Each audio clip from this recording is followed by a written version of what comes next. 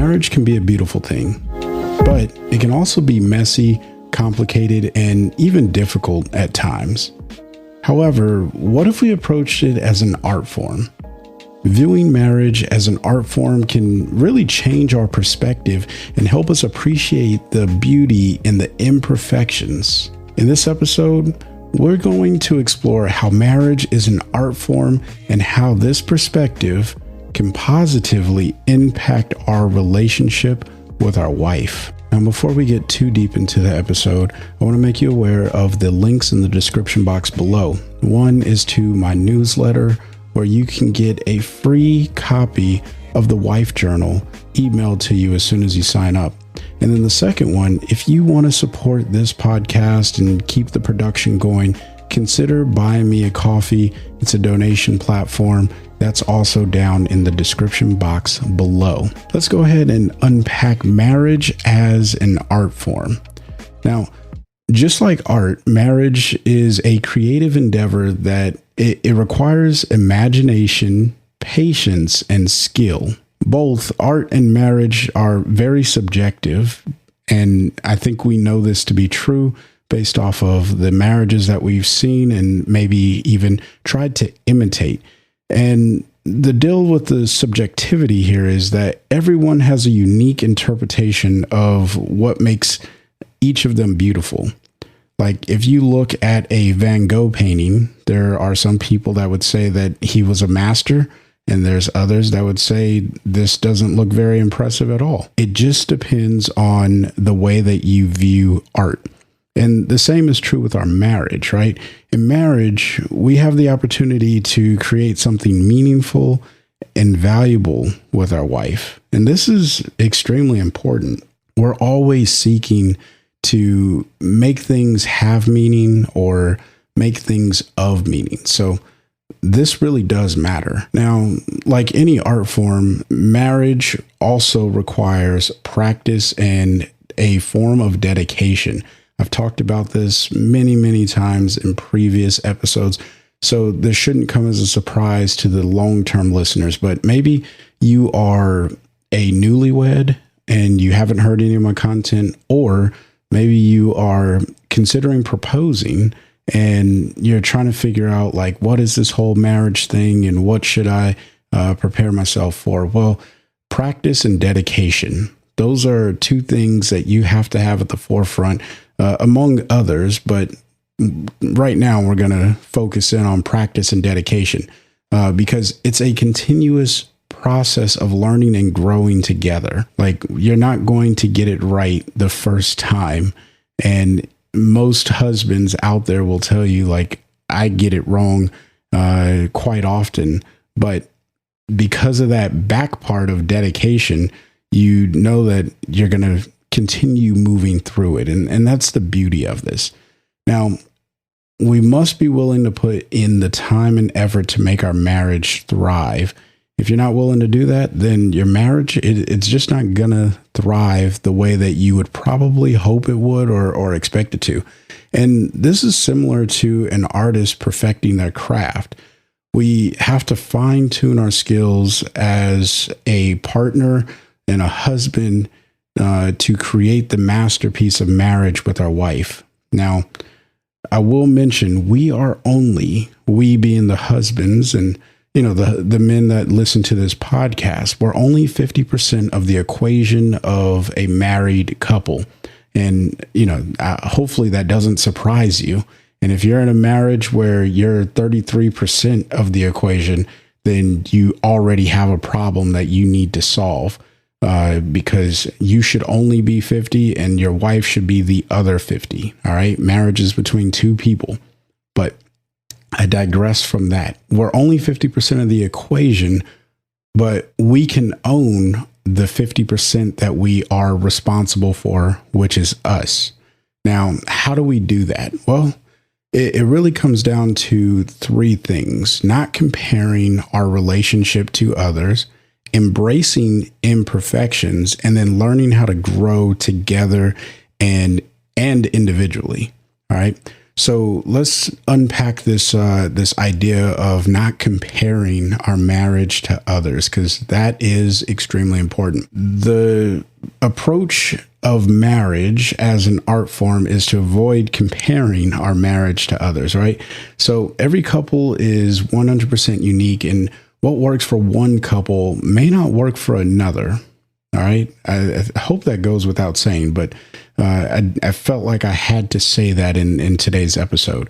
It's important to focus on our own journey and growth as a couple rather than comparing ourselves to what we see on TV or in a movie or even our friends and family. It's important that we focus on our wife and our marriage. All right. So, because when we start to focus on other people's marriage, we remove value from our own marriage and place a higher value on those that we're seeking to achieve. And believe it or not, a lot of marriages, what looks perfect on the surface level may not be as perfect as it seems or as you would think it is. So that's something to really consider and think about. Now, let me be very clear. This is not me saying that you can't admire what another couple has in their marriage and model something that works similarly in your own marriage. I'm not saying that at all. It would actually be wise to model things that are successful in other people's marriage, but only, and catch this, only if your wife agrees with that exact same outcome. If your wife doesn't agree, then you're going to run into issues and it's going to seem like you just don't value the marriage that you have. So you want to make sure that your wife agrees with whatever this thing is that you're admiring from another couple. If you don't, then you're going to make your wife feel like she's inadequate. And I don't think that that's where any of you men that are listening to this want to push your wives towards.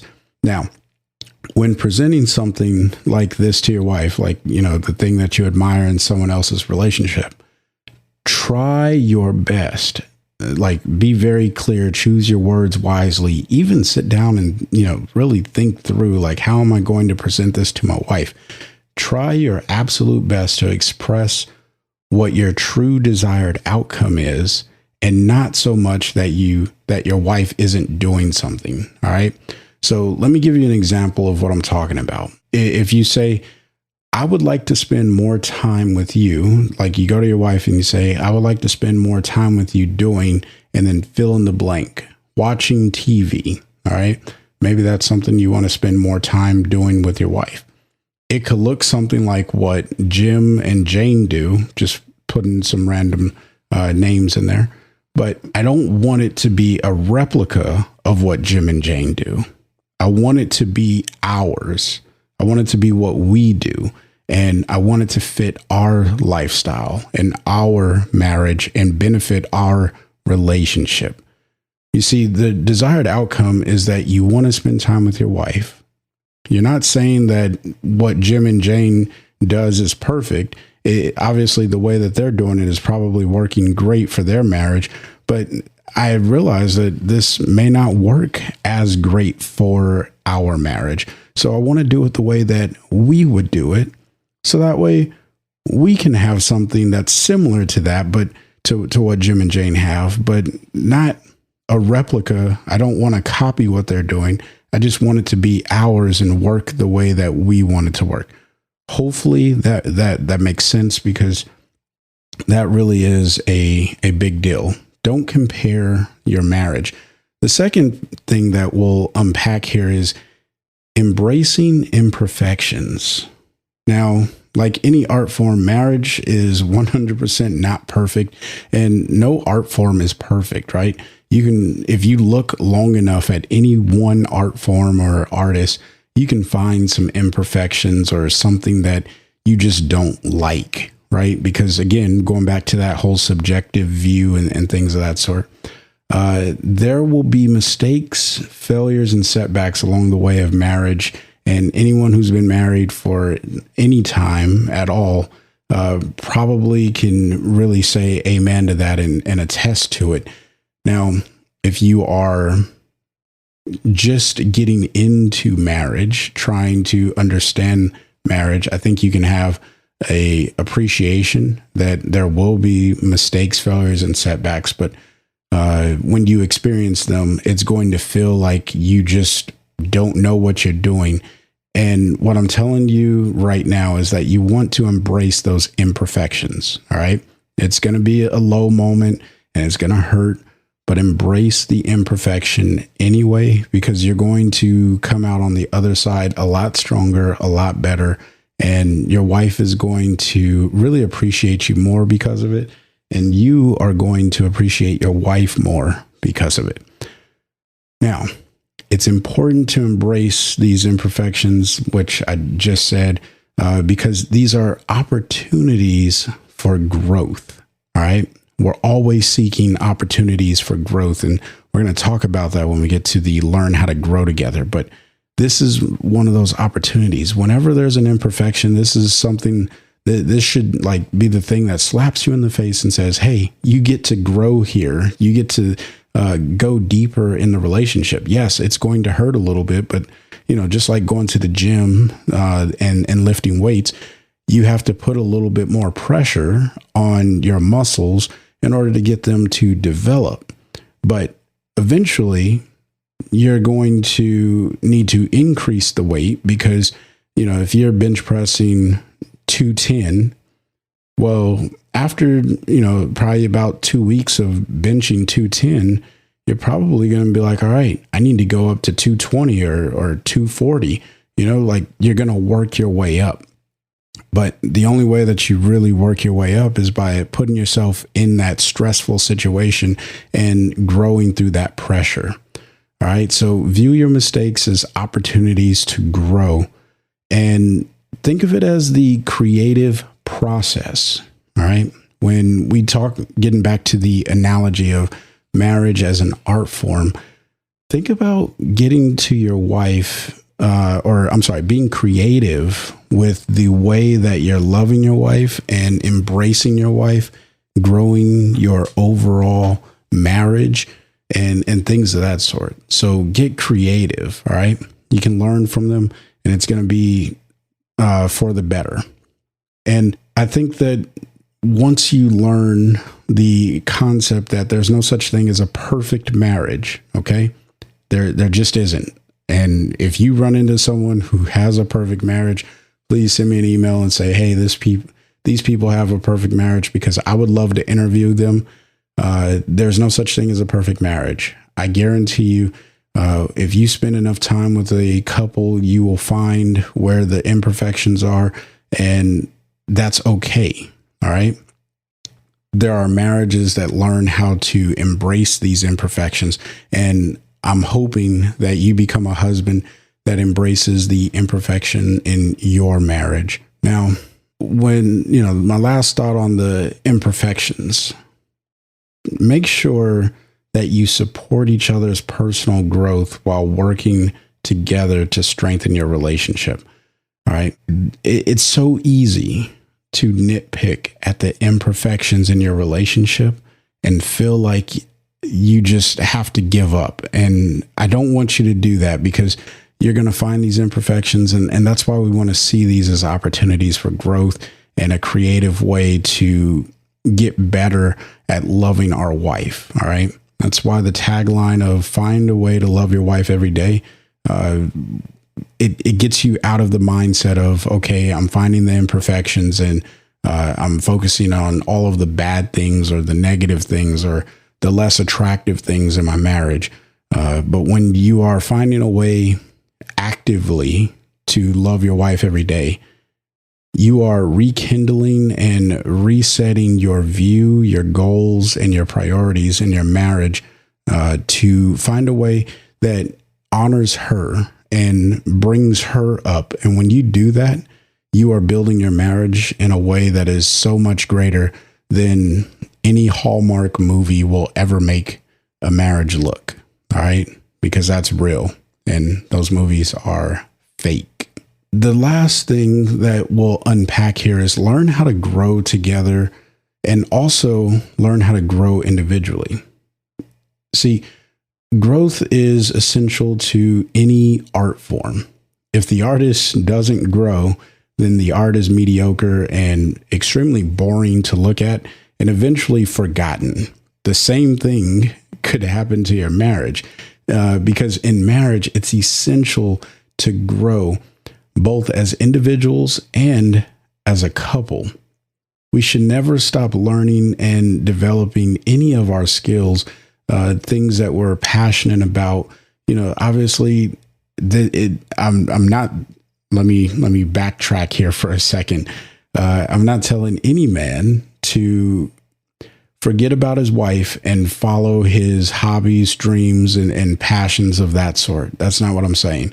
What I am saying is you need to figure out through this art form how you can continue to develop those things and be a loving, caring, present, and available husband.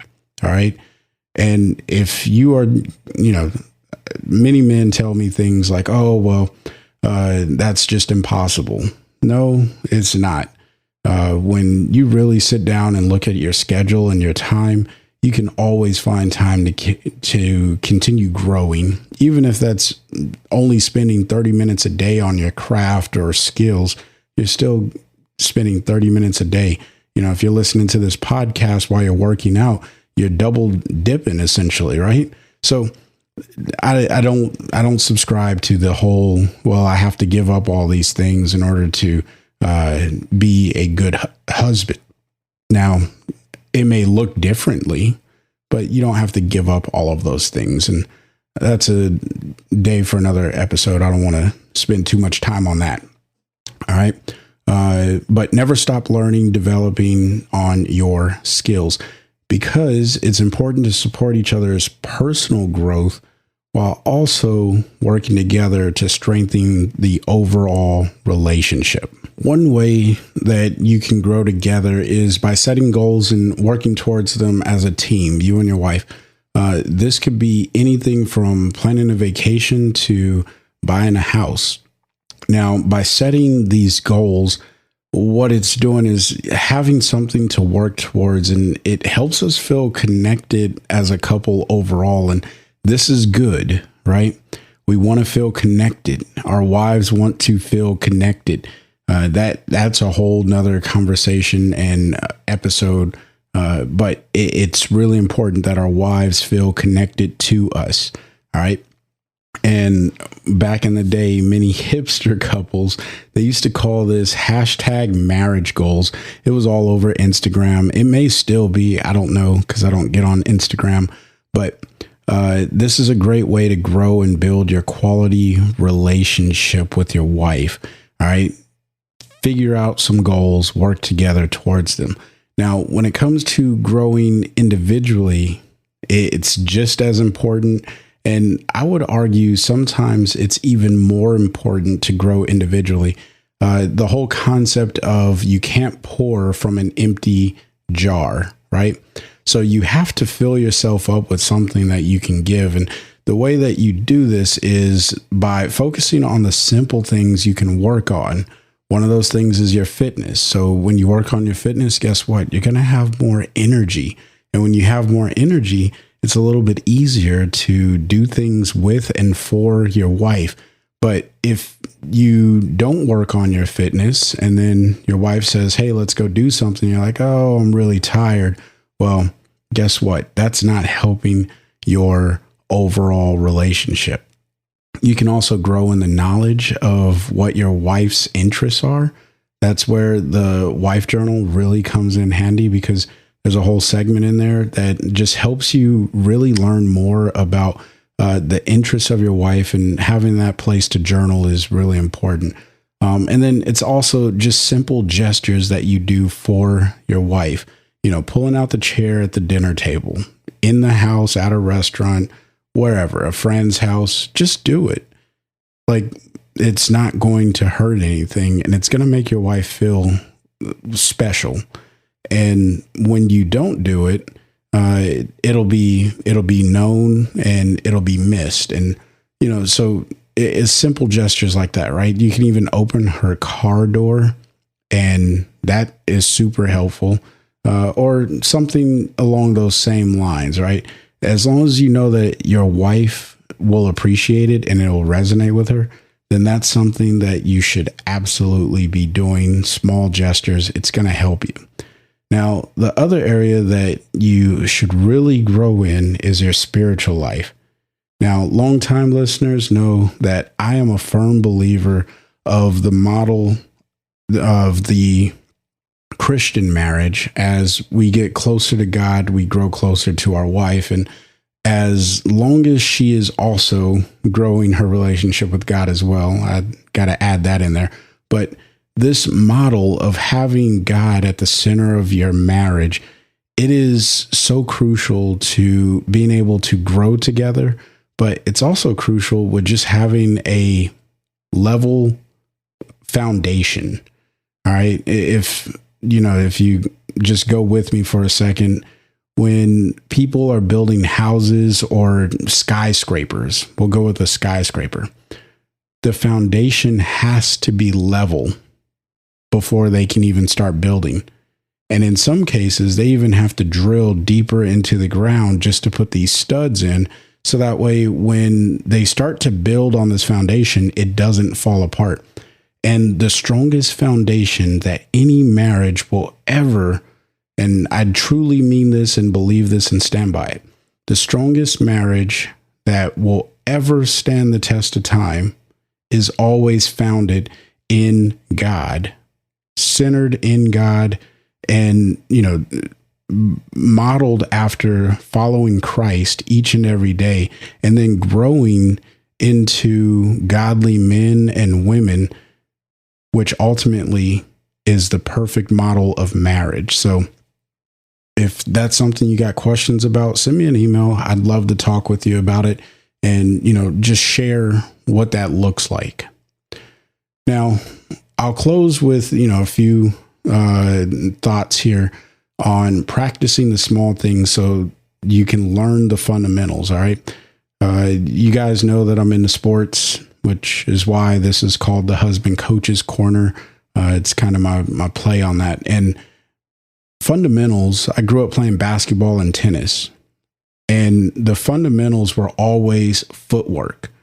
I remember the coach putting me on the court and putting these cones out, and we would just weave in and out, in and out. No basketball in hand. Even on the tennis court, I didn't even have a tennis racket in my hand.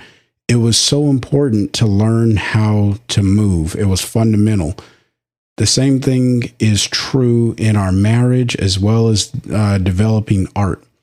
And the reason is, as we practice these small things, like saying, I love you, I don't know if there's a day that my wife has never, as long as I've talked to my wife, I always tell her I love her, because it's at the end of any of our conversations. And it's also something that I say right before I leave the house to go anywhere. I always tell my wife that I love her. So if I talk to her in any form, fashion, throughout the day, even when we're mad, I still tell her that I love her. And that is a huge thing. It's a small thing, right? We like to account for it as being this small thing, but it's actually really, really huge. I always tell my wife that I love her every single day. Now, one of the things that I've started doing recently, and I recommend that every husband does this, is holding my wife's hand. I hold her hand sometimes at random times throughout the day, but in public, because I want my wife to be affirmed that I am happy to have her by my side, and regardless of how she's feeling that day or whatever, I want everyone to know, she's with me. All right. And that goes a long way. When you do that for your wife, it affirms her. And remember, I said earlier, our wives long to be connected to us. Holding her hand shows her that we are connected, that we're present, that we're available, that we're there with her. It's a simple gesture, but it goes a long way and has a significant impact on our relationship and our marriage. It's essential to understand that these fundamentals of marriage, like communication and compromise as well, and these two, communication and compromise, they deserve their own episode, and I won't do it very much justice. It's probably not good English, but I won't do it the best justice right now. However, learning how to communicate, which I talk a lot about on this podcast, is so important. But compromise is this idea of allowing your wife to really hone in and give input, regardless of if you agree with it or not, but capturing that in a final solution. So that way you are both growing together, and it's okay if you have to give up something so that way your wife can have something. And, the way that I look at compromise is, regardless of my thought, how am I going to show my wife that I can love her through this and we can come to an agreement? And that's all that compromise really is. Now, again, I said I wasn't going to do it justice because I could go so much deeper, but that's something that you definitely want to look at. What does compromise look like in my marriage, and how am I communicating effectively with my wife? Now, we're going to go ahead and land the plane, but viewing marriage as an art form can seriously change how we approach our relationship with our wife. By treating marriage as a creative endeavor, we have the opportunity to create something beautiful and valuable with our wife, which we're always seeking to create something of great value. And my hope and my prayer is that the marriage that you are in, or if you're getting ready to enter into a marriage, that you're creating something of great value with your wife. But here's the deal. It requires practice, dedication, and growth. Now, the result of those three things is a masterpiece that can last a lifetime. So let's embrace the art of marriage and create something beautiful with our wives. As always, I want you to find a way to love your wife every day.